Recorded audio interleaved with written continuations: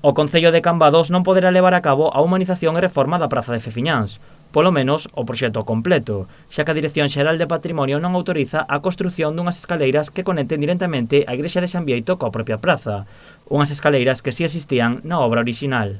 Aquí neste fronte había unha escalinata que se retirou para deixar tránsito aos vehículos e que agora pretendíamos repoñer no seu estado orixinal.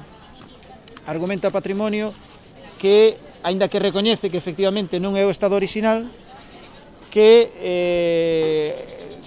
a obra feita no seu momento se atopa perfectamente integrada e, polo tanto, desaconsella calquera actuación sobre esta parte. Dende o Concello insisten en que a reforma permitirá recuperar o estado orixinal da praza. Nós consideramos que é unha obra non só pola reposición de como eran antiguamente as escalinatas interesante, sino tamén porque abre e conecta directamente a praza coa igrexa, como estaba sempre e como creemos que debe volver a estar, non? Este muro que existe agora mesmo é unha división, é unha separación, é un illamento, unha desconexión entre a praza e a igrexa de San Bieito.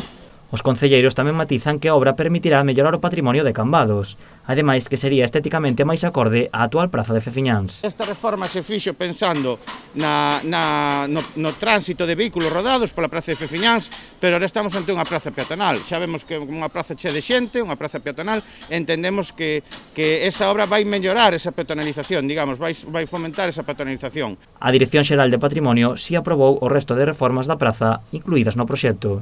Autoriza algunhas, como o que falábamos das obras soterradas, de mellora da rede de abastecemento de auga, que está moi deteriorada, das redes de alcantarillado, saneamento e pluviais, e tamén desta zona sardinada. O proxecto contaba coa financiación da Deputación de Pontevedra e a aprobación do Arcebispado de Santiago, pero necesita tamén a aprobación da Dirección Xeral de Patrimonio. Dende o Concello presentaron un recurso de alzada contra a resolución e reuniránse nas vindeiras datas con Patrimonio para poder chegar a un acordo e realizar o proxecto ao completo.